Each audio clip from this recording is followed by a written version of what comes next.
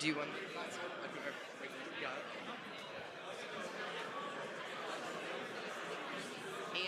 Yes. Okay. Hello, everyone. We're going to try and start very soon. I'm Bernard Kelly. Everyone, please take your seats so we can start the next session. I'm one of the organizers of the Goddard tour this afternoon, and I've been trying to get information from everyone who's going to be on the tour, make sure that we all know where we're starting from and work on time. There's one person I'm still trying to reach out to, so if Shami Tahura is in earshot, please find me just at the back. I'm going to be near the tech desk there. Just come find me. And thank you very much.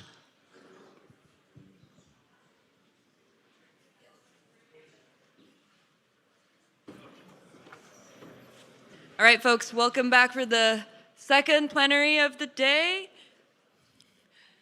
First up, we have Hsin-Yu Chen from the University of Texas. Take it away.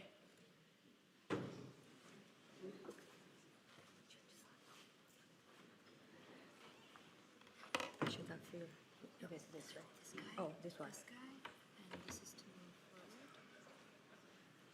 Which one?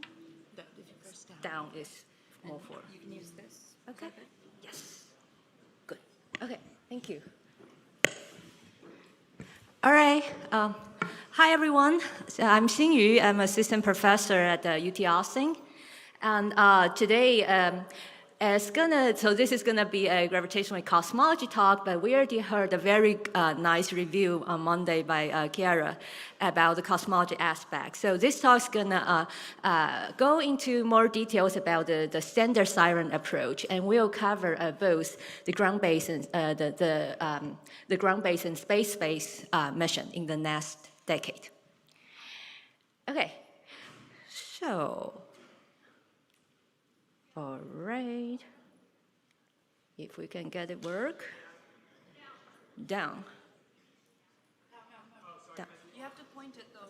Oh, I need to point to. It might be off because I was charging. No, it just worked. I just checked it.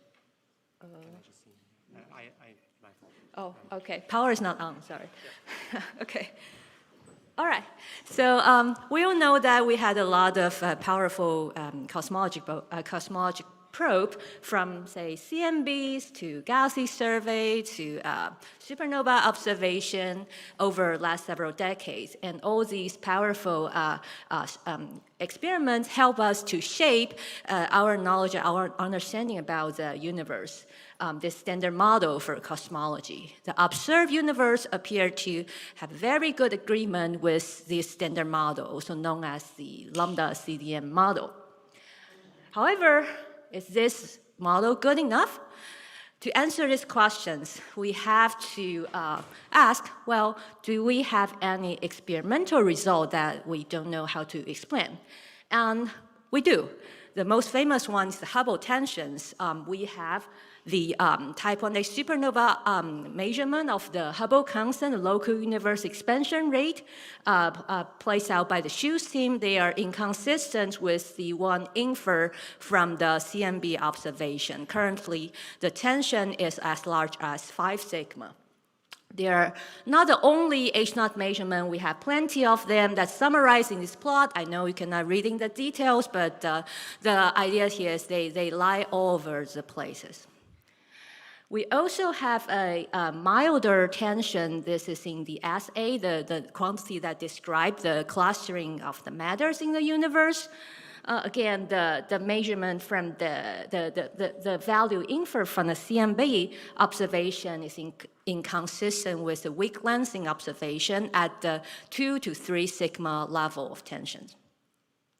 The more recent one, the one of the dark energy equation state measurement by the DAISY experiments from the BAO observations, appears that maybe the dark energy equation of states is not a constant. Maybe they evolve over redshift. So with all these mysteries, these tensions, could they come from some unexplained systematic among these experiments? Or do we need a new theories to explain the cosmology? Do we need to modify it? That has been the big debates over last decade or more. And this is where the gravitational wave cosmology, our standard siren methods can play a role. Since if we can capture the gravitational signal from these compact binary mergers, either from the space or the ground-based missions, and even better, if we can capture their electromagnetic counterpart, then we can conduct this standard siren measurement that will give us an independent measurement of the cosmological parameters. And that might help us to say something about these mysteries, these tensions.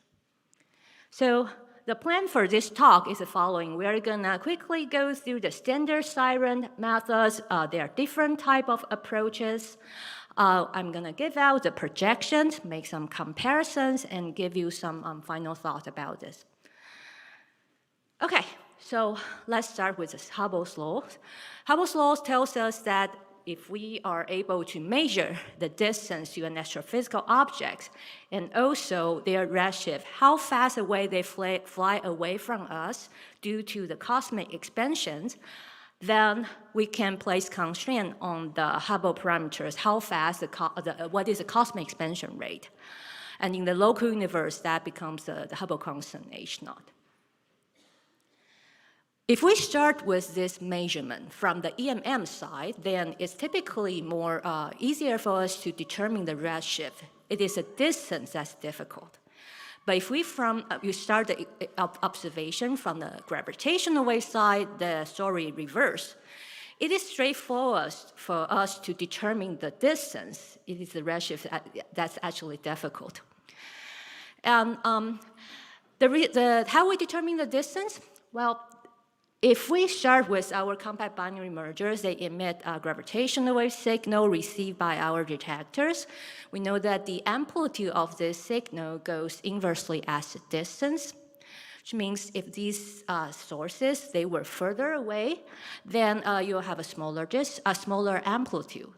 So from the amplitude of this signal, we can determine the distance to the source. The redshift is the difficult part for us. So if we are able to capture the gravitational signal, we are actually not doing a very good job on localizing those sources on the sky. For LISA sources, we are typically talking about maybe order of 0.1 to 1 square degrees localization on the sky. And for people who are not familiar with this unit, for comparisons, the full moon has the size of around 0.2 square degrees on the sky. So you can imagine having something like this, 0.1 to 1 square degrees is still a large area on the sky, and there's also an uncertainty over the distance. So within this localization volume, there are too many possibilities. We don't know where to point your telescope to measure the redshift, and that is the difficulty. This difficulty can be almost overcome if we can capture their electromagnetic counterpart to these gravitational signals. And that is because these traditional telescopes, they do a much better job at pinpointing the source on the sky. And with this very precise localizations, we can associate the gravitational wave source to their host galaxies. Then by measuring the redshift of this host galaxy, we can determine the redshift of this gravitational signal and then place constraint on the cosmological parameters. This approach is known as the bright siren because we are using the EMM signal. And it was realized with the very first time from this most famous event, GW170817, the binary-neutron star merger detections. After that detection, LIGO Virgo put out this sky map, that red island you see there. And then the astronomer tried to look for a potential electromagnetic counterpart for this event that led to this kilonova discovery. And that big blob next to it, that was the host galaxy for this event. So from the redshift of this host, we combined it with the distance measured from gravitational wave side, and then make the very first measurement of the Hubble constant with the standard siren method. What you see here is the posterior of this H0 measurement. However, when we place back the tensions I mentioned at the beginning, we did not resolve any tension there. But the hope 10 years ago was that we are gonna get more and more events like this, and then our H0 posterior is gonna shrink over time. And here's the reality. The reality is that over last decade, we only capture about a handful of handful of detections that could possibly host EM counterpart, including some binary neutron star and some neutron star black holes mergers. But out of those around handful of events, we still stay with this only one EM counterpart with the GW170817. That's the only bright siren we have so far. On the other hand, we have detected more than like 300-400 of binary black holes mergers. They are dim. They don't have electromagnetic counterparts, but there are so many of them. So could we try to turn them into something useful for cosmology? Yes, that is possible. Because they don't come with electromagnetic counterparts, so when we fall back to this picture of pool localization area, localization volume on the sky. And within this localization volume, there can be so many possible potential hosts for these gravitational signals. In principle, if we capture all of these galaxies, we measure their redshift, we can statistically combine all of them. And then, since one of them should be the real host, after you repeat this for multiple events, eventually you will place some constraint on cosmology. This is known as the dark siren approach from the name, because we are not using electromagnetic counterpart. However, there are also plenty of challenges with this approach. As you can imagine, we are talking about we need all the galaxies. So incompleteness of the galaxies is one big challenge for this approach. Another problem is these different galaxies, they have different possibility of hosting the gravitational event. So if you are placing incorrect weighting for each galaxy, you're gonna introduce systematics. And more fundamentally, for most of the gravitational events we detected so far, they are localized, again, poorly. So you got too many galaxies within this volume, and the measurement becomes uninformative, okay? But we're still trying. So with all this challenge, people are still trying, and there is yet another possible approach, which is trying to use the redshift, the cosmological redshift of the gravitational wave signals. We'll know that for the EMM wave, when they propagate through the universe, they got redshifted. Something happened to gravitational wave sources after they propagate through our universe. They also they got redshifted. Frequency become lower, and this kind of redshift will make the system originally, let's say, having some mass m, looks heavier. So in principle, if we know how the mass distribution of these gravitational wave sources should look like, their real mass distribution, we also call it the source frame mass distribution, then depending on what kind of cosmic expansion history it goes through, you will end up with different kind of observed mass distribution. You also call it the detector frame mass distribution. So by comparing the two, by comparing what you detected to what it is supposed to be, then you should be able to place constraint on cosmology. This approach specifically relies on the peak and trough in this mass distribution, just like those peak and trough in the electromagnetic wave spectrum, and that is why this approach got the name of spectral siren. Okay? And nowadays, when we are really applying this approach to avoid extra systematic introduced by your assumption of the intrinsic, the real mass distribution, what we really do is that we jointly infer both the cosmological parameters and also the population parameter that describe the shape of this mass distribution altogether to avoid systematics.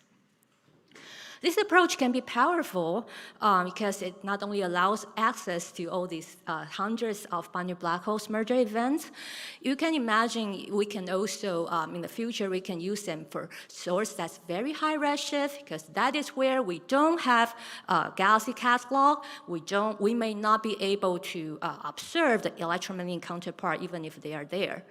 So spectral siren is kind of powerful in that sense. Okay, so here is the latest standard siren measurement put out by LIGO Virgo Cagra with our GWTC5, the newest newest gravitational catalog. It combines over 200 binary black holes mergers with several extra neutron star mergers. And we end up with that black H0 posterior. We are talking about around 10% precision on H0 measurement here.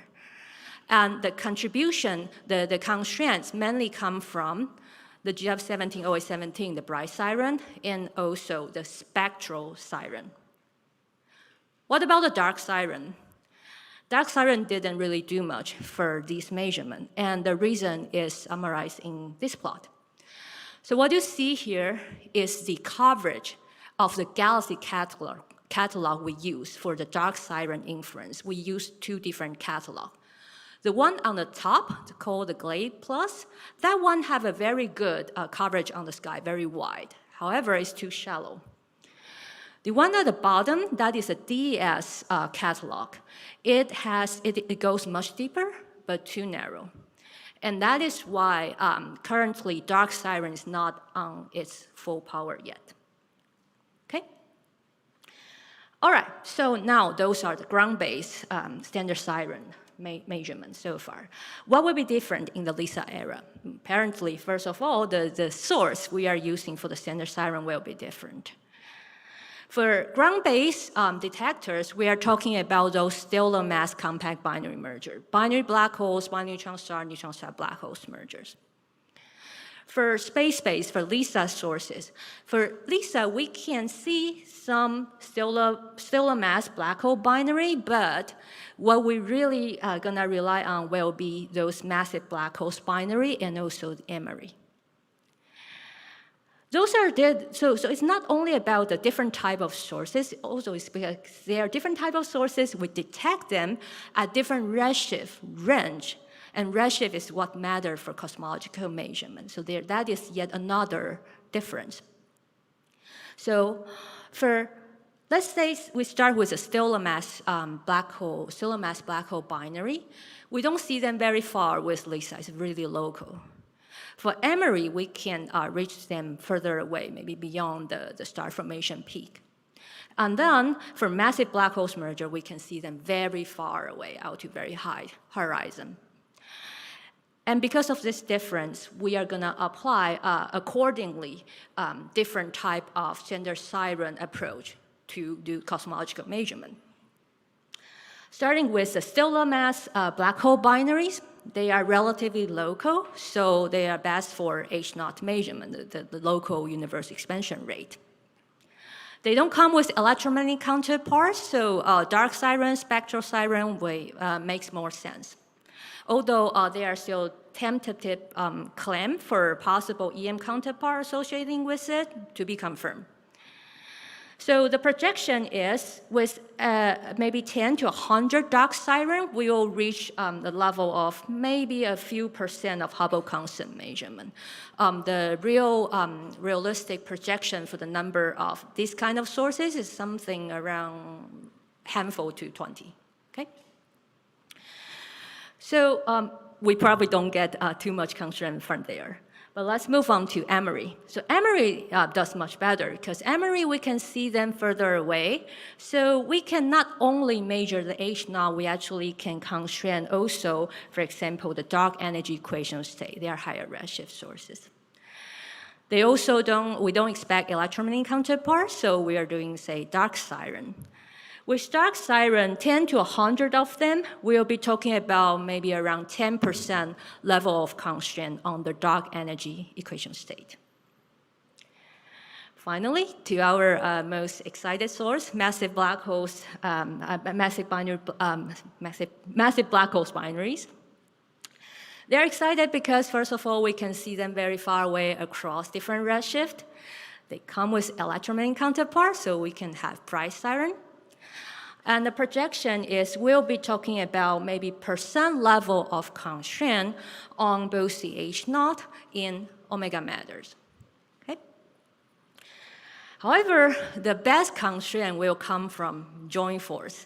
So you can try different kind of combination. For example, you can try to combine the different type of standard siren sources across LISA detections. And here is a great examples. For example, Emery cover the redshift range that's relatively lower comparing to the massive black hole binary.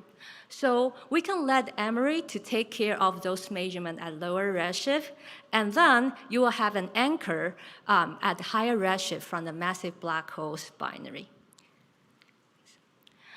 And after you do that, this is the power of joint force. So what you see here is a posterior, two-dimensional posterior in the H0 and the omega matter plane.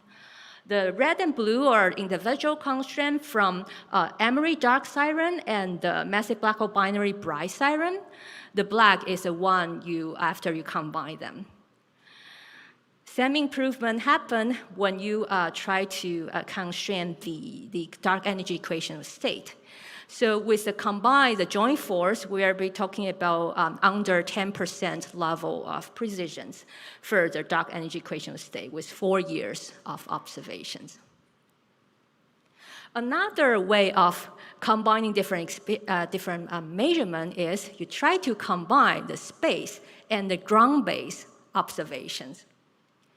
So back to this redshift coverage plot, we said that the LISA can detect some stellar mass binary black holes in spiral, but we only detect a few of them. So it's not a major strength for LISA. However, those are the major source for the ground-based detectors. We detect a lot of them, and sometimes we even see neutron star mergers, and they can be bright sirens. So why don't we let them to take care of the measurement, the constraint in the local universe?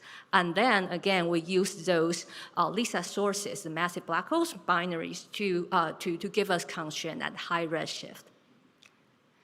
After you do that, again, you can see that red island is after you combine all these different experiments. And by the way, this is a work led by my student, Alberto.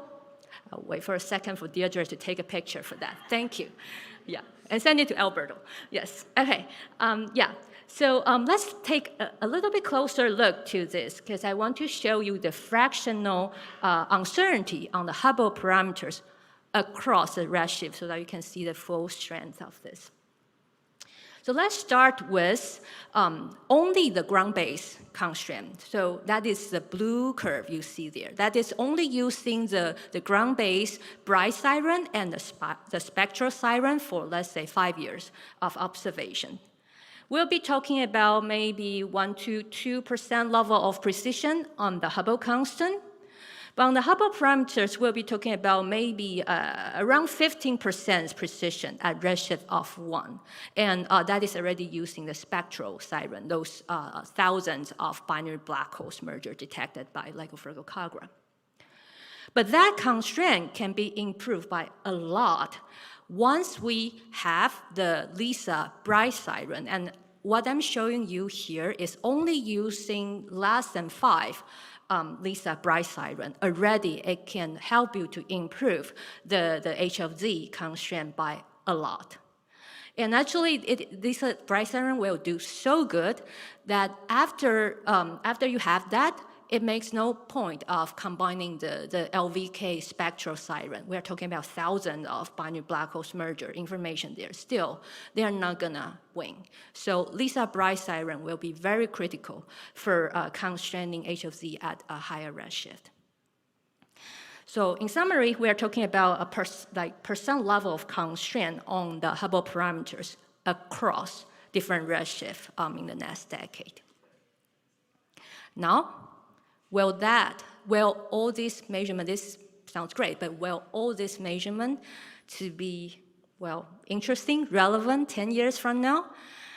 I would say possibly, because I would say that the emphasis for the gravitational wave cosmology here is not to try to compete the precision of the measurement to the EMMs, because if we really compare the precision, we are kind of comparable, or sometimes we are even worse. So that is not the emphasis here. The real role for the gravitational cosmology here is trying to provide an independent measurement that possibly there are some very difficult, unresolved, systematic among those other EMM experiments that we may try to say something about it. Okay? And following that point, then what do we need to prepare for our gravitational wave cosmology science, the standard science? Well, I would say we need to be very careful about the systematic. We want to be, because that is our major role. We don't want to introduce extra systematic in our experiments. Yeah. And also, as I emphasized already, LISA bright sirens will be so important, so development along the line of EMM observing program and also the EMM counterpart theories, those will be critical. We don't want to miss them. All right, I'll stop here. Thank you.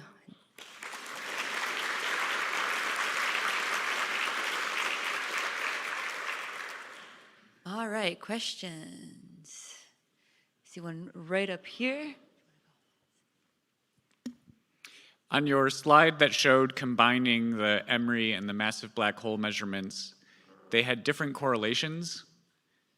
Even though it's fundamentally the same measurement, do you know why the correlation direction is a little bit different for those? What do you mean by fundamentally the same Just measure? the dark siren with a gravitational wave error volume on the sky. So what's different about EMRIs versus massive black holes? They cover different redshift range. So, and also one of them, well, that doesn't make a difference, but they cover different redshift range. So they will give you different shape on that plane of, let's say, the H naught and the omega matter plane. Just depend on where they are, how high the redshift is. All right, more questions.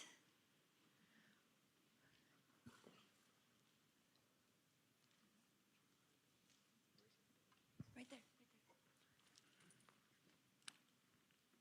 For your LVK predictions of the accuracy of this thing, do you include Einstein telescope and next generation ground-based detectors? How do they impact the results? I have a backup slide here. So this is what happened. So my title only covered next decade, singular. But now, if we are talking about ET and CE, then this is a projection. So in 20 years from now, then we have ET and CE. Now that the spectral siren could start to play some important role, this is a projection. Let's see. This is we are to be talking about sub-percent level of constraint. And notice that this does not include bright siren. So just the dark siren, just the black holes, mergers, basically, is going to give us sub-percent level of precision because we're going to get so many of them, several orders of magnitude more of them. And also the distance constraint will also improve by the signal-to-noise ratio for a lot of them. So that is why. Yeah. We have time for one last question. And okay. Can we use galactic binaries for these type of analyses? Can we use which type of binary, sorry? Galactic binaries, so like double white dwarf binaries, which are not black holes or neutron stars, something like that. So for cosmic expansion rate, you want to go outside of Milky Way. So galactic sources doesn't help here. How about extragalactic DWDs? For which type of sources?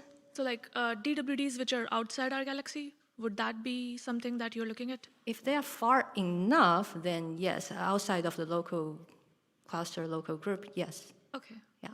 Thank you.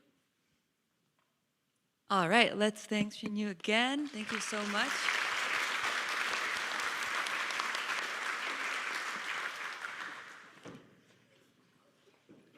And next up, we have Laura Blecha from the University of Florida. Are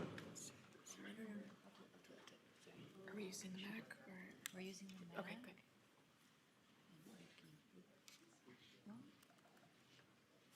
Oh, it's not letting me escape.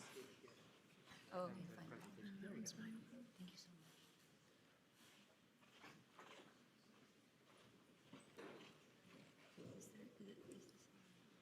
I don't use this. Works? Perfect. All right, JD does.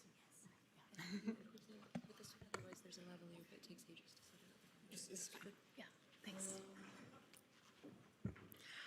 All right, thank you very much. And thank you to the organizers for inviting me to speak to you today. I am going to talk about the current status and future prospects for modeling gravitational wave signatures of massive black hole binary populations. And I'm going to emphasize what we can use from what we're learning from PTA data, pulsar timing arrays, to prepare for the LISA era. So, first of all, supermassive black hole binaries are extremely powerful gravitational wave sources. We've heard a fair bit about that during this conference so far. And the frequency regime that is relevant depends on the mass regime of the supermassive black hole binaries that we're probing. So LISA will be sensitive to the millihertz frequency regime, which corresponds to the lower mass end of supermassive black holes, while pulsar timing arrays are sensitive to nanohertz frequency gravitational waves, which corresponds to the most massive supermassive black holes.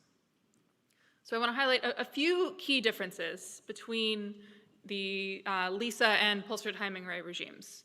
So as I said, LISA is sensitive to the millihertz regime, corresponding to lower mass black hole binaries, less than 10 to the 7 solar masses or so for the peak sensitivity. And LISA will also detect the actual merger events of supermassive black hole binaries. And it is able to detect these out to very high redshifts, as we heard in the last talk. Now, pulsar timing arrays, on the other hand, will detect the in-spiral phase of supermassive black hole binaries rather than the merger event itself. And they're foremost expected to detect a stochastic gravitational wave background due to the superposition of a cosmic population of supermassive black hole binaries emitting at different frequencies and redshifts. And PTAs are also going to be sensitive. The signal should be dominated by the loudest sources, which we expect to be predominantly low redshift sources below a redshift of 1.5 or so. So I won't belabor the point about how LISA works or how it will function to this room full of world experts, but we haven't heard as much about pulsar timing arrays, so I will take a minute to talk about how they work. So pulsar timing arrays observe suites of millisecond radio pulsars. So these objects that spin around at some milliseconds frequencies and are able to emit these pulses of radio emission like a lighthouse sweeping around. Makes them extremely, extremely precise cosmic clocks. And so if we observe an ensemble of them for long enough, we can look for timing deviations that might correspond to the change in the path length due to the passage of gravitational waves between the pulsars and Earth. So this schematic on the right here, this animation, is visualizing that and how these timing deviations can be tracked. And so there are numerous experiments around the world that are attempting to measure gravitational waves using pulsar timing. The North American Nanohertz Observatory for Gravitational Waves, or NanoGrav, is one of them. That's a collaboration that I'm a part of. And so we can search for specifically timing deviations from these pulsars that are correlated between different pulsars, right? If we just see delays from one, we have no idea if it's systematics in the pulsar or space stuff, gas and dust between us and the pulsar. But if we look at enough of them, this is showing the relative positions of the pulsars that were observed for the NanoGrav 15-year data set. If we look at enough of them, then we can look for correlations between the angular separation between pulsars in the sky and the amount of signal we see. And specifically, we are looking for this black dashed line called the Hellings and Downs curve, first derived by Hellings and Downs, which tells us that these correlations we're seeing are produced by gravitational waves passing between the pulsars and Earth. And the blue error bars there are the measurements from the NanoGrav 15-year data set, showing evidence for a gravitational wave background is characterized by this Hellings and Downs curve. And then simultaneously in 2023, other pulsar timing arrays around the world also published evidence of gravitational wave background signals. So in addition to simply detecting the presence of gravitational waves, we can look at the frequency spectrum of gravitational waves versus frequency. And that's what's shown here for the NanoGrav measurement in the top left, as well as for the EPTA, the European and Indian pulsar timing arrays, and the Parkes pulsar timing array in Australia. And so all of these show consistent results, and they are also all have these power laws fit to them. And part of the reason for that is that the simplest prediction that you can make for the gravitational wave background you should get from supermassive black hole binaries, a population of them throughout the cosmos, is this power law. Now, as I said, this is the simplest model you can make. Of course, things can get a lot more complicated than that, and that's where the fun begins for us theorists.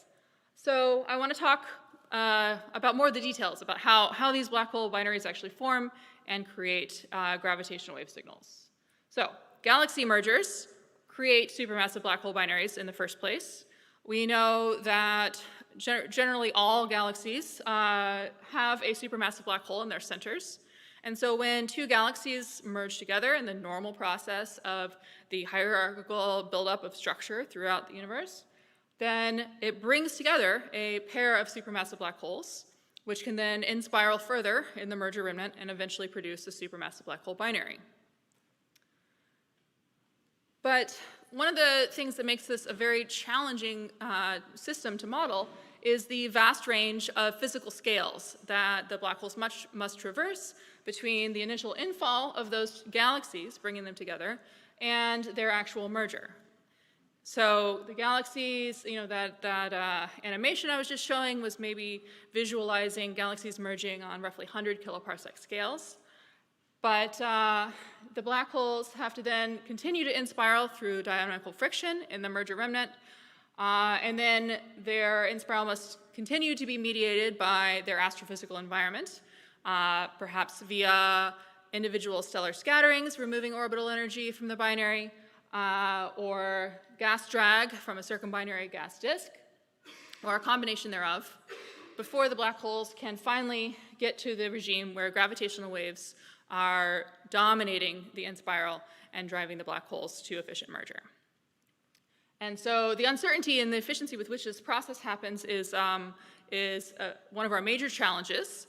And so the other thing we can do, of course, is to try to look for electromagnetic signatures of this process in action.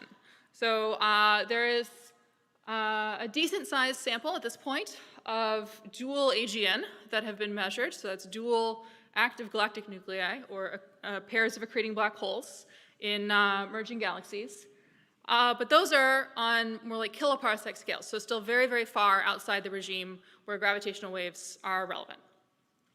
And there is scant evidence for black holes on roughly parsec scales. This is one classic example, but there's really not a lot else that's been confirmed at those scales.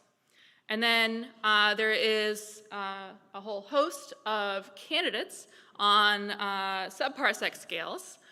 We heard a lot about this from Maria Carisi in her talk, that we can identify time domain signatures of variability that may correspond to binary orbital motion.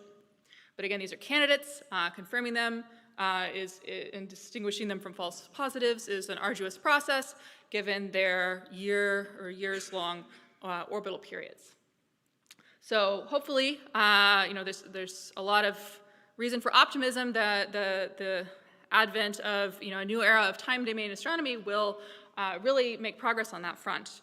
But in the meantime, we really want to try to do a better job of understanding how these black holes are coming together and merging, and even when we do see these EM signatures, matching them to the larger population of dark supermassive black hole binaries that aren't actively accreting remains a challenge. And this challenge is not just a matter of nuance or an academic exercise. This is really an existential question for observing these systems with LISA, because there has, for decades now, been some level of debate about whether supermassive black hole binaries can even merge at all.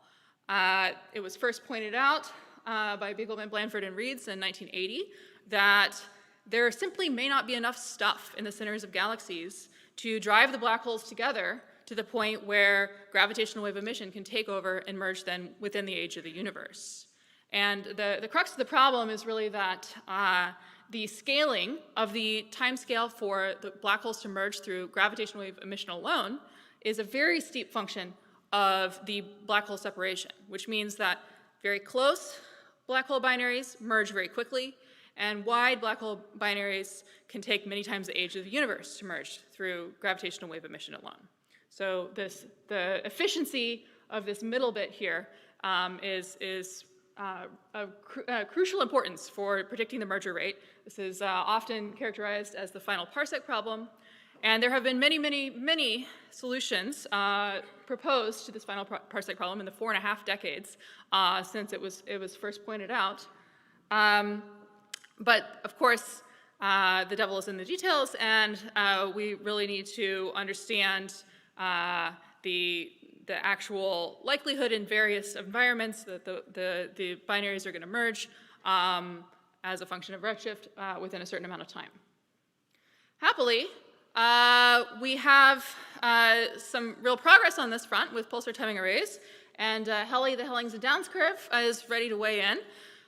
So if indeed the signature seen by pulsar timing arrays is coming from a population of supermassive black hole binaries, as we think it is, then this is the first robust evidence that black holes overcome the final parsec problem and merge. Now, I said that pulsar timing arrays are not probing black hole merger events, but they are probing black hole binaries that are very deep into the gravitational wave dominated regime. So once they get to that point, they will merge efficiently. And thus, this is highly informative for LISA. So that begs the question, what else can we learn about black hole binaries from pulsar timing arrays? So this is where we can get into the details of how we model these populations and try to infer something about them from these gravitational wave observations. And there are a number of different ways, complementary ways to go about this. So one is to use a cosmological hydrodynamics simulation as the basis for the galaxy and black hole populations. And then with these cosmological hydrodynamics simulations, we're directly solving the equations of gravity and hydrodynamics from very early universe to today, but we cannot resolve a lot of the small-scale processes like black hole accretion, star formation, and black hole binary inspiral. So we have to use subgrid models and or post-processing models. So this is an example of a post-processing framework for black hole binary inspiral built on top of the illustrious cosmological simulation. We can also use semi-analytic models where the basis for the galaxy and black hole population is either an analytic merger tree or, more commonly nowadays, a dark matter-only cosmological simulation, onto which all of this entire framework of galaxies and how they form and evolve and how they co-evolve with their black holes can be built. And so this is one example of that, the L-Galaxies semi-analytic model.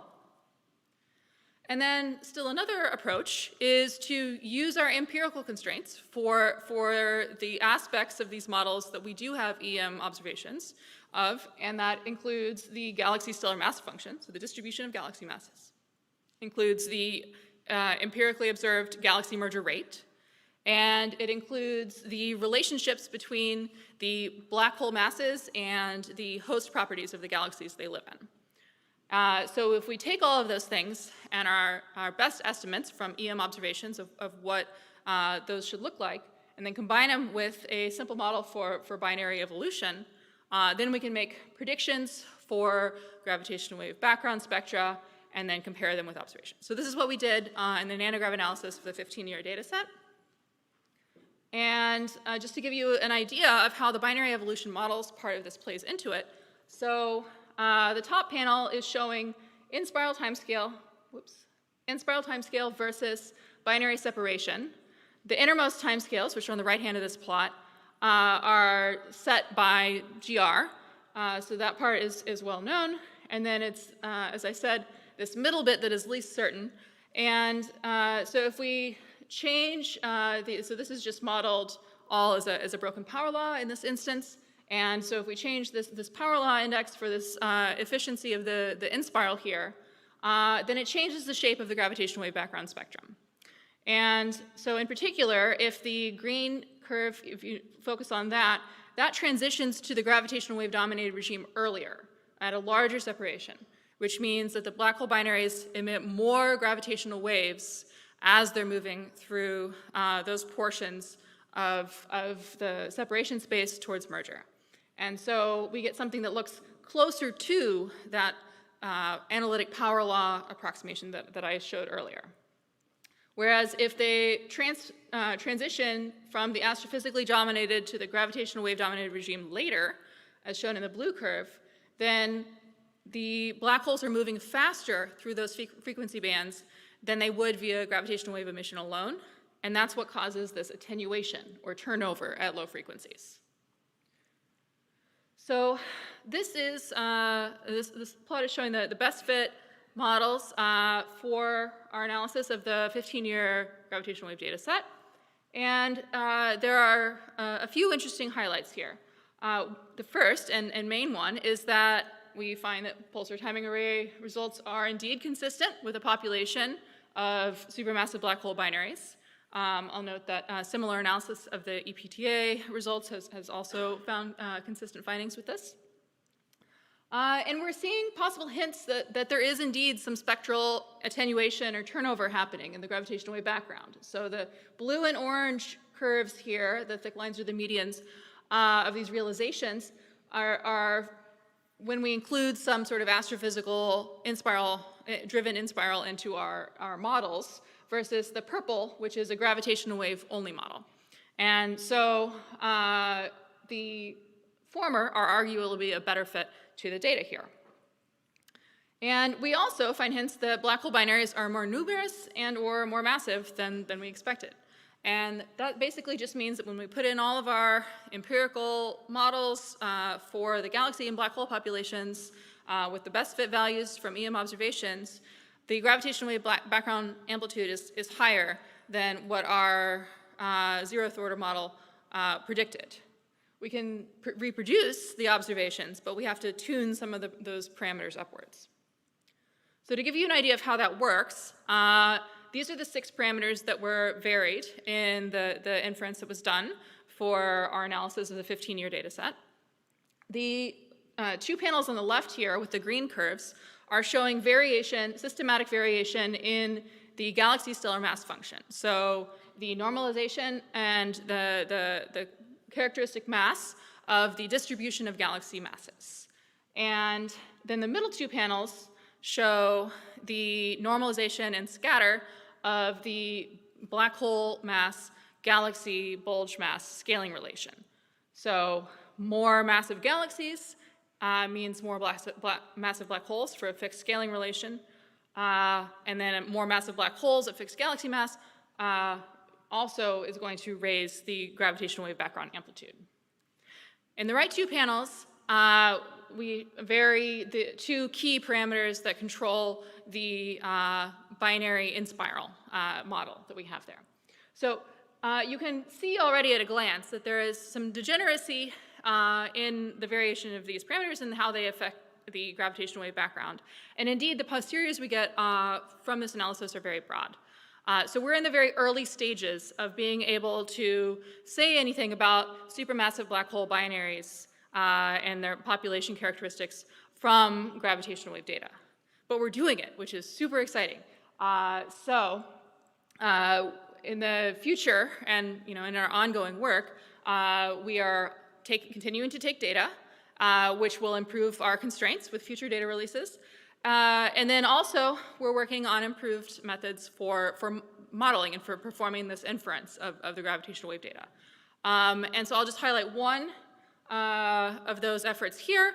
This is some work that I'm wrapping up now that basically is a different parameterization of the binary in spiral that is designed to optimize its sensitivity to pulsar timing array data.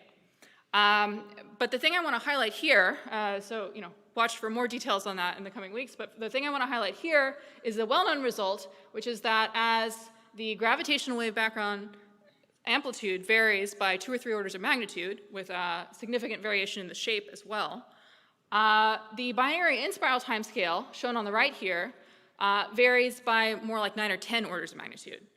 All right, so this whole issue of how efficiently black hole binaries in spiral emerge is crucially important for LISA, even more so than it is for pulsar timing arrays. So that is all the more reason to put as much effort as we can into using these PTA data to constrain our models that we can use then to make LISA predictions. I'll just highlight one more recent effort to use the PTA data to constrain black hole populations, which is this work that was done by Kayan Matt, a PhD student in nanograv who's at University of Michigan, working with Kai-Hun Gultekin. And Kayan looked at the redshift evolution of the black hole galaxy bulge scaling relation and how that affects the gravitational wave background.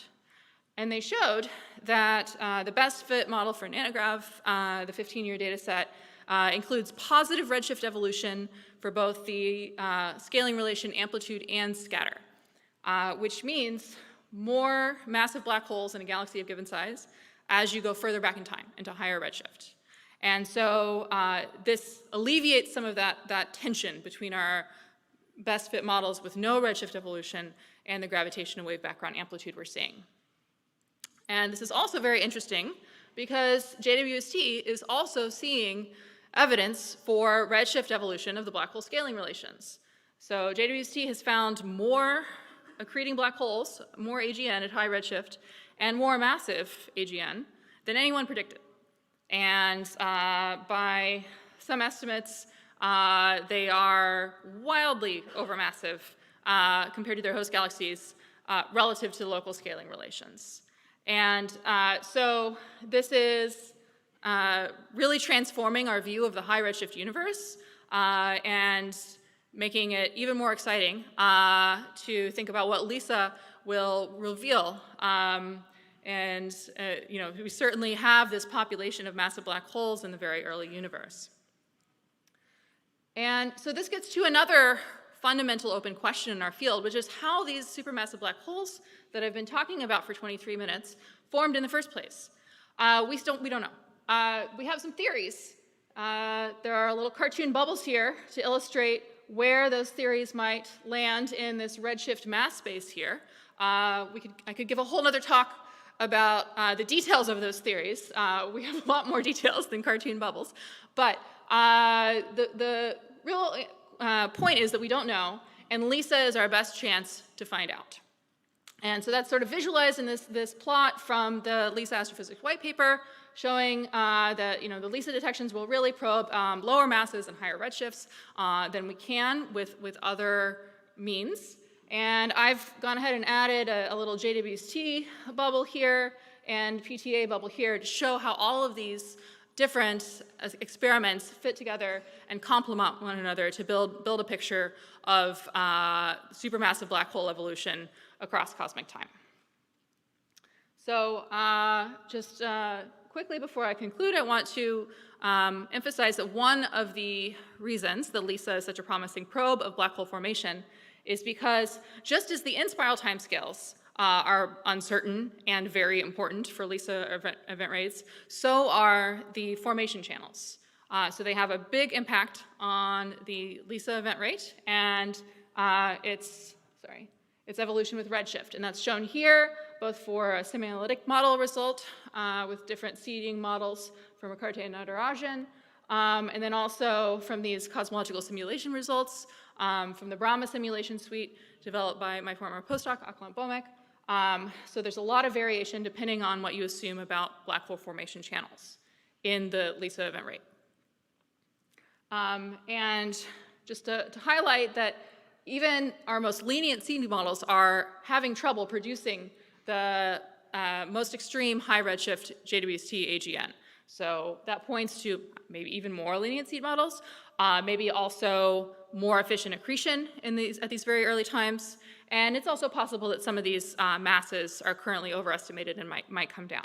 So again, lots to explore in the run-up to LISA. I just want to finally highlight a few projects that are being led by students, student projects that I've been involved in that are related to black hole binary evolution. All of these students are here at this conference, so please find them, ask them about their cool work, and I will leave my summary slide here and take any questions. Thank you.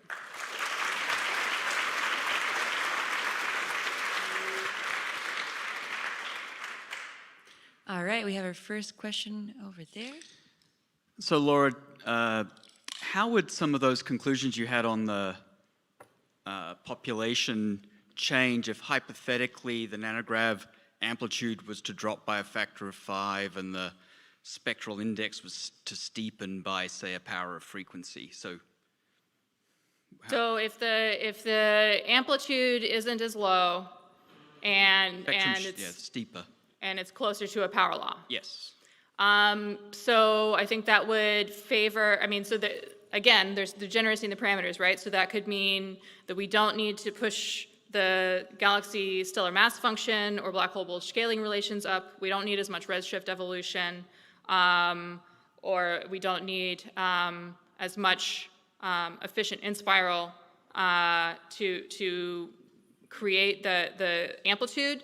But if the spectrum is closer to power law, then it has to be pretty optimized in terms of where that black hole enters the gravitational wave regime. Yeah.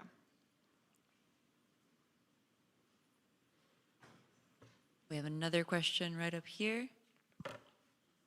So I've also heard the argument that the host galaxies for the big black holes are so different than the host galaxies for the LISA black holes that you don't get much leverage from PTA rates. So what is the current state of that argument? So I think that, we are not going to get perfect predictions of LISA event rates from PTA data. That's just not going to happen because they are at very different mass and redshift regimes. But no one has, until we had these PTA data, we literally had only electromagnetic constraints on the LISA black hole population. And now we have both electromagnetic and gravitational wave constraints. And so, yes, there's still going to be a lot of wiggle room, in part because of, like I said, you vary the PTA amplitude by 2-3 orders of magnitude. You can vary the in-spiral timescale by 10 orders of magnitude, right? So there's just inherently a lot more variation.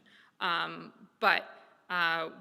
do think we're going to start improving things, especially because we're seeing evidence that redshift evolution may be part of this, right? We're not just an anchor at redshift 0 with PTA data, right? Those binaries have to form at higher redshift, first of all, and evolve to merger. So we're learning something about, maybe the redshift 2, 3 black hole population. And then also, if we can start constraining something about the redshift evolution of the black hole population, then I think that's also going to help our highest redshift models as well. All right, we have time for one last question. If not, I can maybe take advantage. Would you mind flipping back to the slide from the white paper, there we go. So I'm really keen to understand this. My question is similar to Tyson's, but I'm trying to understand what it will mean if we, in the LISA data, are able to identify, let's say, 2 salient populations. Let's say, we often think of heavy seeds or light seeds, but let's say something that is more massive, high redshift, lower mass, lower redshift, or vice versa. What do you think how will that help us connect to what you're observing in PTAs? Yeah, that's a great question. So I think that, first of all, this is where we also need more theoretical work to say, okay, we see this in the LISA data. What is that really telling us about seeding? And what are the various scenarios also in terms of degeneracy of formation versus early growth? So there's still plenty of theoretical work to be done in that space. But I also think that we're seeing some very interesting hints from JWST that heavy seed models are maybe going to have an easier time producing the population of black holes that we're starting to observe. And so I think that if we see something that supports that idea in the LISA data, then that's going to really help us build a more complete picture. If we don't see any heavy mergers and they're all like POP3 stellar remnants at redshift 20 or whatever, then that becomes a really interesting challenge for how did they grow, from then to the JWST population. So yeah, that's sort of, I think, how we can start to tease out the different pathways. Fantastic, thanks so much. Let's thank Laura again.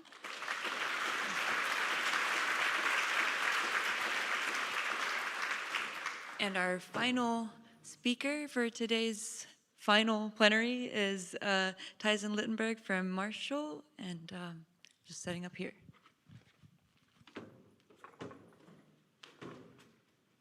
Oh no.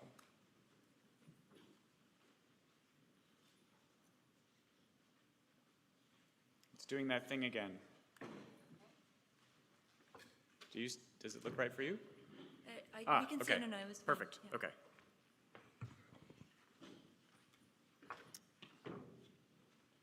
Okay, hi everyone. Ann told me I have to go fast, so buckle up. We're going to talk about the LISA Global Fit, and then you're going to go to lunch. So what I'm going to try to communicate to you is that we actually do need a global fit. You've heard this a million times. I hope when you walk out of here, you believe it. This graphic, I love this graphic. It has shown up in many talks this week. It will show up in many more talks this week and on into the future. And it is often used, I often use it as a hand-wavy way of saying we need a global fit, because you say, oh no, look at all those sources. What are we ever going to do? Let's fit them all together. I think we can do a little bit better now because the DDPC is really strengthening up its simulation capabilities. Still use that cool graphic, it's lovely, but let's take a closer look at building up some LISA data.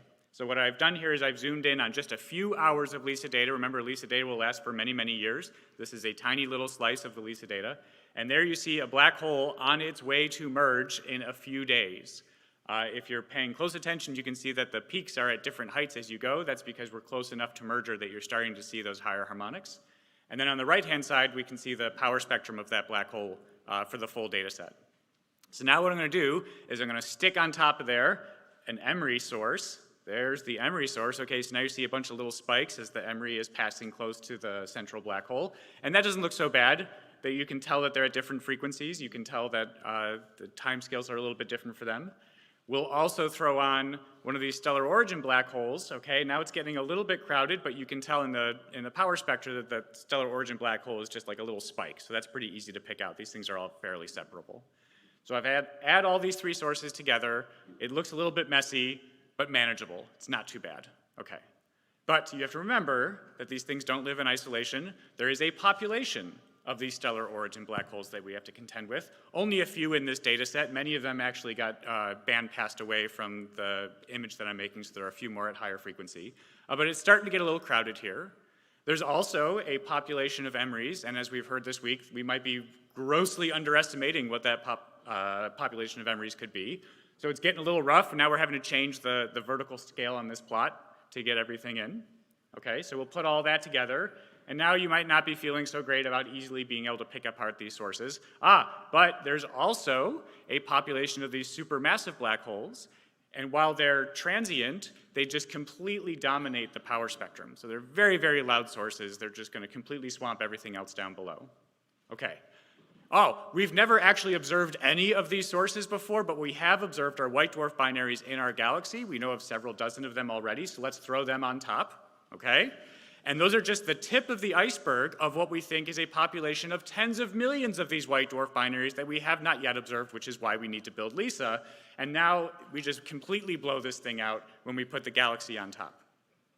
Okay, so if I combine all those together, this is starting to look an awful lot just like noise.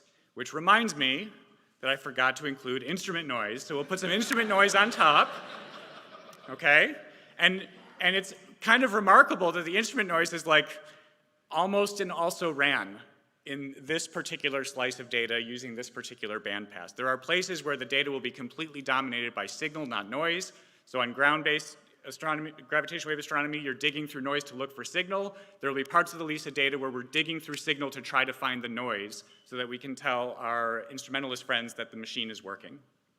Okay, so let's put all that together. Let's zoom out, and here we have our mock data challenge that we're gearing up to analyze this summer, where you can see the full 2 years of data with all those different sources on top of each other. You see the big spikes from the black hole mergers. You see the galaxy modulating. It's a hot mess. Okay, that is not what we get. What we get is the combination of all those things, and it's our job to build pipelines that can work all the way back to seeing all those individual sources in the first place. This is hard. So there's two ways to do it. So one way to do it is to just say, I'm just going to go through and pick off the brightest source and work my way down, and people seriously considered this 20 years ago and tried it. And what they learned is that you have to repeat this process so many times that it gets quite complicated as you go through several iterations.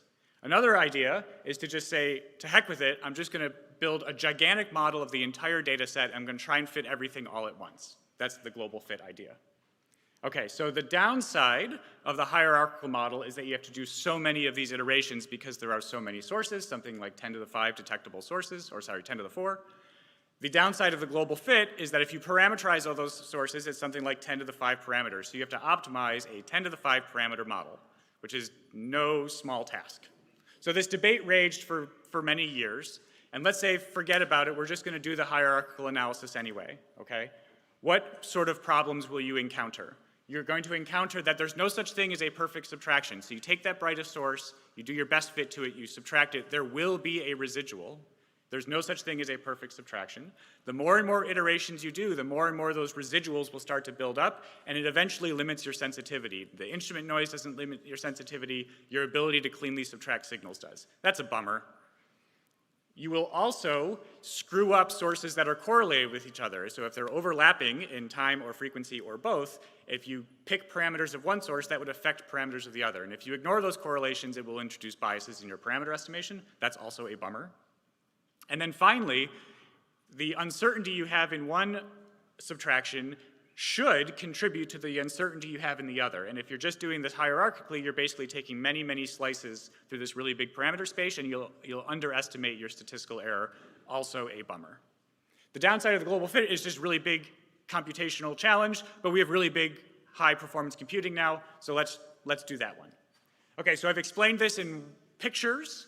I've explained this in words, and now I will bore you and explain it very quickly in math, and then all types of learning will be covered, and we will all be on the same page that a global fit is necessary.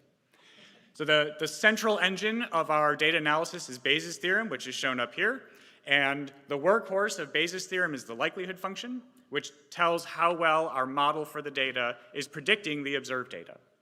So if we look at that likelihood function, it contains this inner product, which is data minus model, and then there's also some model built into the covariance matrix, which you can't see in this inner product, but that's all in there too. Okay, so let's now think about the likelihood function in this global fit context. We don't just have one source that we're subtracting to do the inner product. We have many sources that we're doing.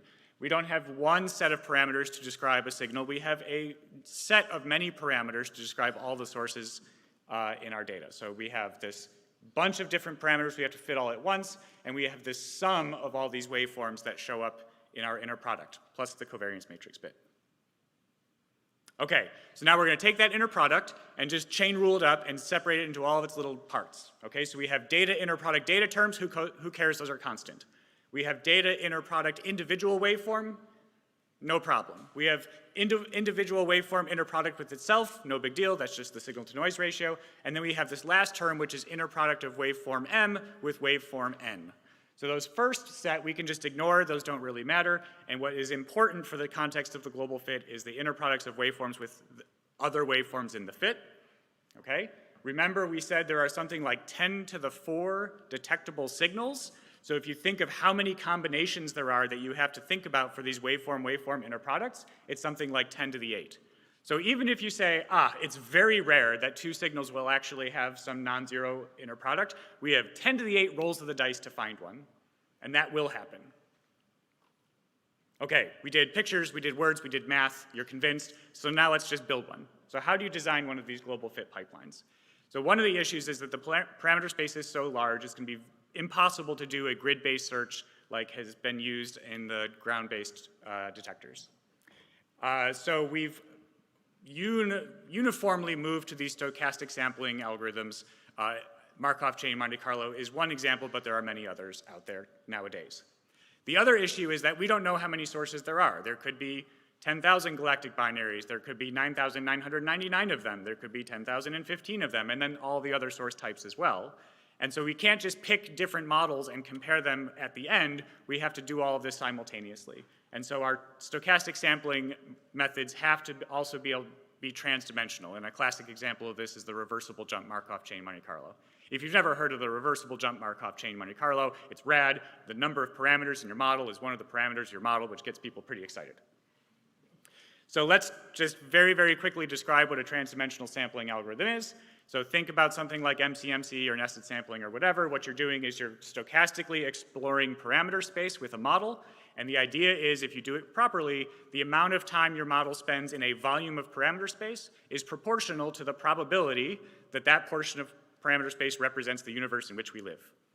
The trick with the transdimensional sampling is that you also allow it to explore different models using the same rigorous statistics. So now you're doing your model selection and your parameter estimation all at the same time, and you can say the amount of time I spent in a particular model, and then the amount of time I spent in a volume of that particular model tells me the probability that this is the right model and those are the right parameters. Okay, that's all we're going to do talking about MCMC and its friends. But let's say you think this is insane, it's still too many parameters, I don't care about how big your computers are, this is never going to work. We have a plan. The plan is to deal with this very large dimension space is to use something called a block-Gibbs sampling scheme. Okay, more jargon. So a Gibbs sampler, don't worry about the blocks now, is let's say you have a 2-parameter model and those parameters are highly correlated. What you can do is you can hold one parameter fixed. I think in this example we hold A fixed and then just sample over B, and then stop and hold B fixed and sample over A, and then repeat, and then keep repeating, and then eventually you sample over the whole space.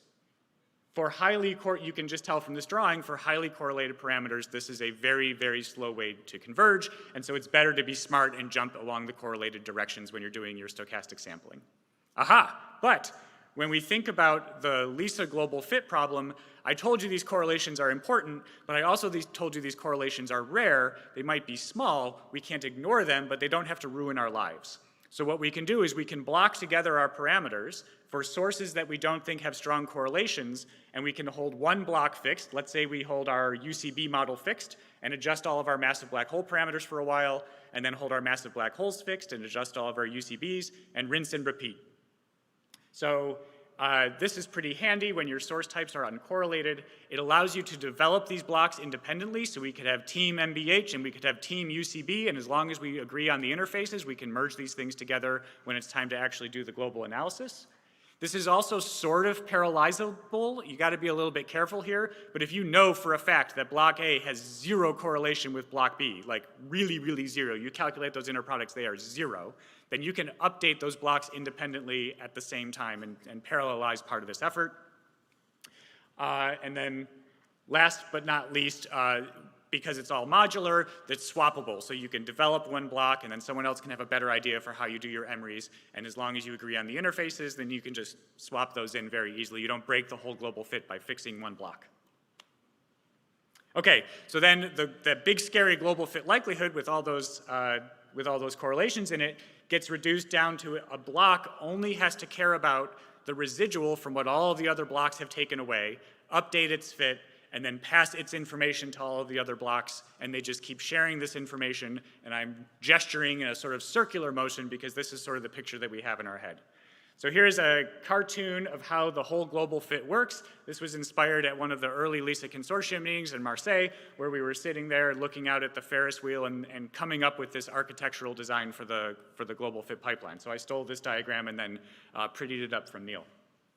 So the idea is that data goes in, you develop all of these blocks individually, you keep iterating around as they're just passing their information via the residual to all the other blocks, and then samples come out the other end, and you've done your global fit. Okay, so you might not believe me that this is possible. I'm going to prove to you that it is. So we've done a few demonstrations of this on a smaller scale data set. The last of the LISA data challenges, LISA data challenge number 2, was the first demonstration of a global fit having multiple source types together. Many groups developed software, many groups successfully did this global fit, and we've been comparing outputs ever since.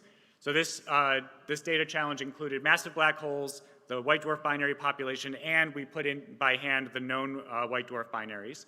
And then a bunch of groups went away, and we're able to actually separate out. So this is a look at all of the reconstructed signals from this simulated data. So the purple are the white dwarf binaries that we were able to recover. The orange are the known binaries. The pink swoopy thingies are the massive black holes. And this is starting to look like that picture that I started the talk with when we put all those signals together and then said we had to work backwards. So we've done it once on a smaller scale data set. It was just a year. There weren't as many parameters. But you know, we've got some time to expand the capabilities. Okay, and there's a zoom in so you can see all these white dwarf binaries sitting on top of each other and the black holes swooping through. It kind of looks like that picture that we started with, but this is in the frequency domain. Okay, so we're going to build global fits. Who is going to build global fits? Lots of people are going to build global fits. As far as the LISA project is concerned, there are 2 parallel efforts for global fit development.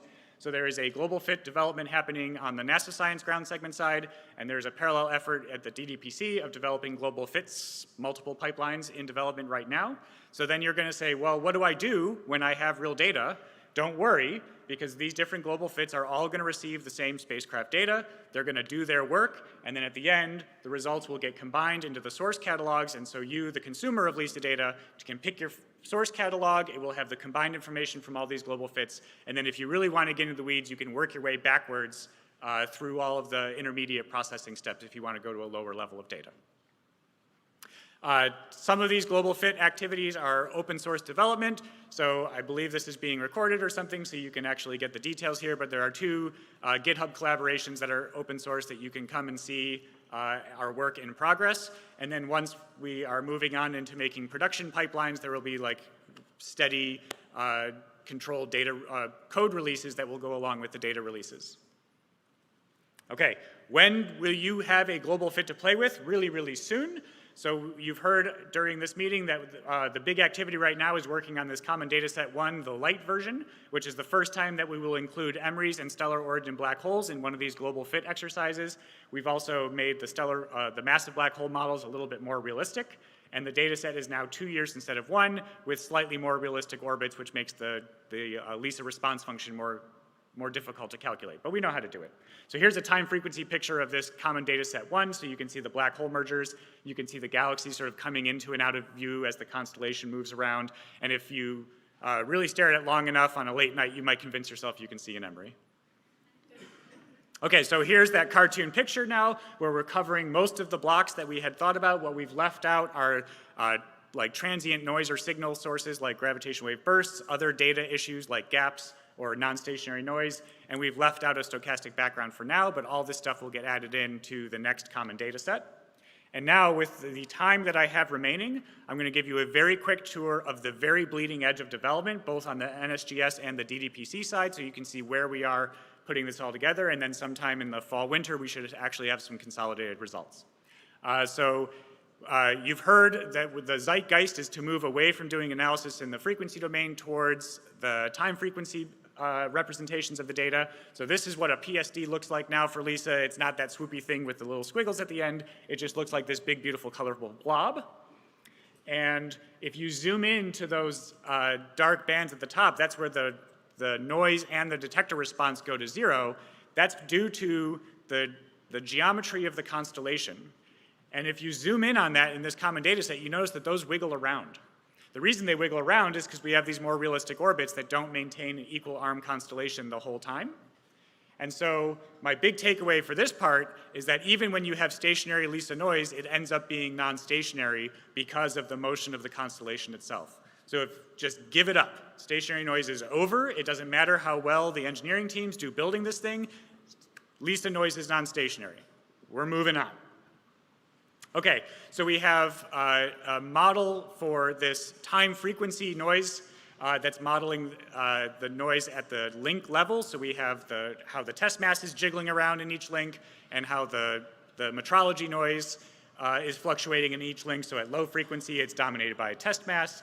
At high frequency, it's dominated by metrology. And then we also can stick on the galactic foreground, which is also non-stationary due to the motion of LISA. So we have this non-stationary noise model now that can follow those oscillations as they go. And the corner plots on the right here are to convince you that I'm not lying. The team on the DDPC has provided us with some validation results showing that they're able to do parameter estimation runs on the massive black hole simulated data and show that they're getting robust parameter recovery from those. And so it looks like all of our massive black hole waveform conventions are lining up, and we're able to do a good job of recovering those signals. So the massive black hole module is looking to be in pretty good health. We've done the same thing for the emeries. Many emeries, doing the emeries in the WDM basis and these time frequency bases is pretty exciting stuff. They look really cool in these time frequency maps. Groups have started looking at the recovery of the galaxy, so this is taking the first 9 months of that data. Right now we're just starting the samplers off at the input value for the galaxy and then letting the reversible jump do its thing to get down to a nice looking residual, and then soon the search will come in behind it. And then with just a few minutes left, I want to just tantalize you with things that are coming for the next data challenge. The heavy data challenge is going to include things like glitches, gaps in the data, and stochastic backgrounds. And so we've already started working on our stochastic background development. This example is able to provide you with an upper limit, even if there is no stochastic background. And you see, it doesn't look like a lot, but it's not a log scale, but the upper limit actually improves if you account for the non-stationarity in the noise. Also, you can actually inject a bright stochastic background signal like on the right and properly recover its parameters. And then we have work starting on a glitch model, adapting some stuff that was used for LIGO glitch mitigation to the LISA context. So this is a glitch put on the test mass, so it shows up in just two TDI channels and not the third. That's the top row. And then the bottom row, you can see that glitch was cleanly removed from the data. We still have some work to do filling the gaps. There was a great talk yesterday about gap filling, and we need to incorporate that into our analysis as well.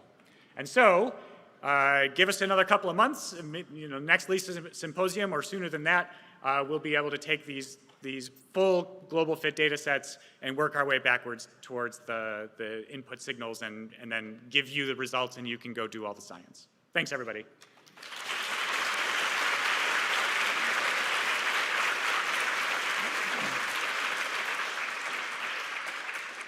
Thanks, Tyson, for being dramatically on time. Like, I wish everything was like this, but this gives us way more time for questions. I see loads in the audience. Let's start from over there, but maybe we can get a mic on this side and a mic on that side so that we're more efficient.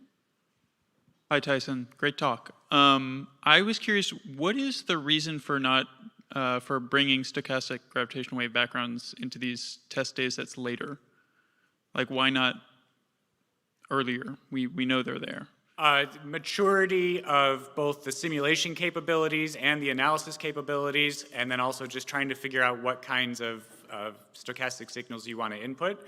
That we know, we really hope they're there. They're super cool. They're not going to really screw up any of the other analyses. A stochastic signal is not going to bias your ability to find a redshift 1 black hole merger. So they were just lower on the pecking order of things that we had to demonstrate.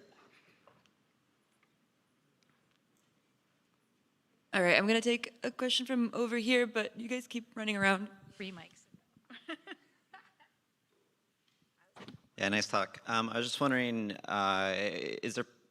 what if somebody wants to add a signal that's not in the original catalog that was used for the global fit? Will it be possible for people to pick up the current catalog and like continue the global fit, adding in new signals? Yes, so the first level of entry to the data is the consolidated catalogs, but all of the input to that, including just the raw global fit samples or the raw level 1 data that was used upon which the global fit was run, are also part of the data releases, as is the code that is used to produce those. So if you want to go all the way back to level 0.5 and build your own TDI channels and run your own global fit by taking the existing pipelines and then just swapping out a module or sticking in something there, that is available and strongly encouraged. You just need a big enough computer to do that. You need a big enough computer, but you can do a lot of work just on the residuals, which you can create from the level 2 data to sort of pilot everything. And then when you're ready for your Nobel Prize winning paper, then you turn on the big computer for the global fit.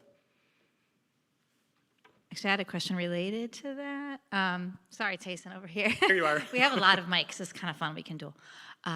So the computational time, how much computational time did it take to do that second LISA data challenge, and how do you think it's going to scale as you move towards reality? Yeah, so I can answer. We had multiple pipelines. I can answer to the one that I was shepherding. It took about a week on a few hundred CPUs. We've moved most of the development towards GPUs, and so for this CD1L exercise, we're planning on order week on order 10-ish GPUs, but we're still mapping that all out. As the number of, the MREs are really the driver here, so as the number of MREs increases, so too do the number of GPUs. So if we do end up with these 10,000 resolvable MREs, it's going to be a little expensive, but the actual run times seem to be fairly manageable, and we know there's a lot more meat left on the bone to improve our efficiency and how the sampling is done, so I think we can get those run times down further without depending on like major hardware changes for the computing. Yeah, Tyson, if in the blocked Gibbs sampling, if I really understand these different source classes as independent, how is that different than just fitting each source class kind of on its own like a hierarchical fit? The difference is that what the block is fitting is the residual from what all of the other blocks have done. And so you change this other block, you update the residual, and then you keep updating the parameters in this block, and so you're naturally marginalizing over the uncertainty in all the other blocks. Whereas if you did a hierarchical fit where you're like, here's my massive black hole fit, I'm done, everyone else work with it, then you're just dealing with a slice of the massive black hole uncertainty instead of marginalizing over it. Can you do like an independent check by leaving out source classes and seeing how the other parameters of the different sources remain the same or not? Yeah. That's your answer. Hey Tyson, great talk. Another question on the Gibbs wheel. You had a specific ordering for your source classes. Is there a specific reason for that ordering, and how do you come to like that specific ordering? If the order matters, you're doing it wrong. So it had better not. Right. That was the order that we wrote them down one time. Great. Hi, so if I have a very specific thing, like say I like IMRIs and I have IMRIs that are right at the edge of the, oh, did someone say something? I have IMRIs that are like right at the edge of the sensitivity curve. Like, am I gonna be waiting extra long to get like a global fit that I should trust for like picking out my sources? Or like, is it gonna come just around the same time as everything else? Oh, do you mean when we're operational? Or do you mean in this development phase? Both. Okay, so in the development phase, one of the hardest things right now, the thing that I would say is the least mature in all of this is the EMRI search. So right now the EMRI detection threshold is pretty much like I can see the EMRI, and we're gonna try to work that down closer and closer to like the numerical limit. So if you have like just above threshold EMRIs that you would like a NSGS or a DDPC pipeline to find for you today, you're gonna have to wait a while. We'll make that wait time as short as possible. But during operations, everything should be, up and running. But what you should look forward to is as LISA continues to integrate, the noise level actually goes down because you can remove more and more of the white dwarf binaries. So just because you didn't find your favorite EMRI in release number 1 doesn't mean it won't be there waiting for you in data release number 2 and beyond. Okay, thank you. And thanks for the great talk. I was just wondering, what source populations currently pose the greatest challenge for the global fit? Oh, that depends on the day.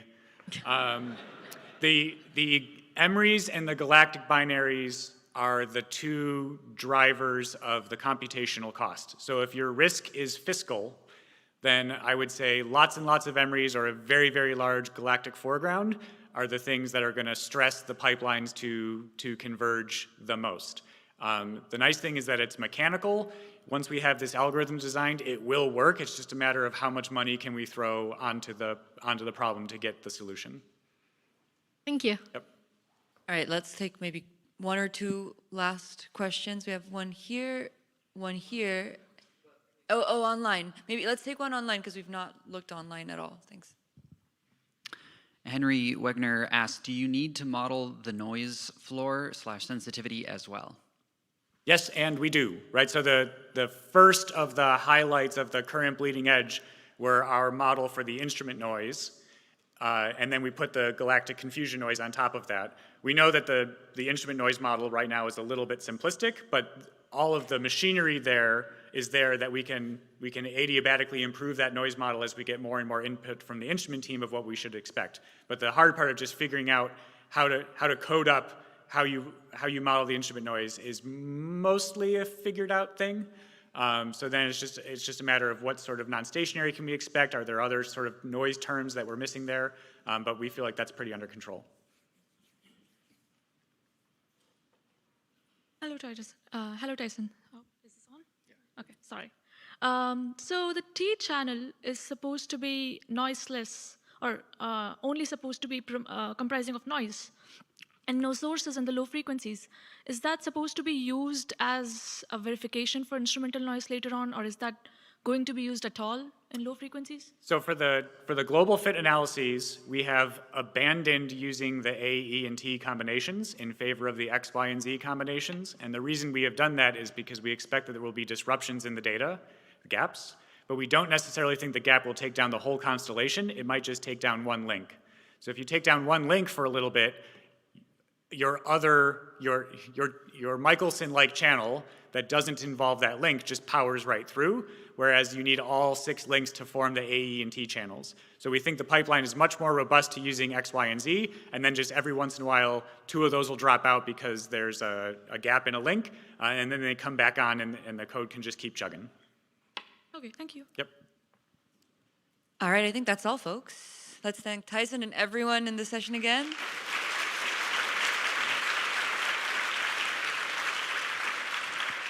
All right, thank you, Ariana, and thank you, everybody. All right, I have several announcements. One is that the box lunches are being set out, so when you get a chance, grab a box lunch, grab 1 bottle of water there.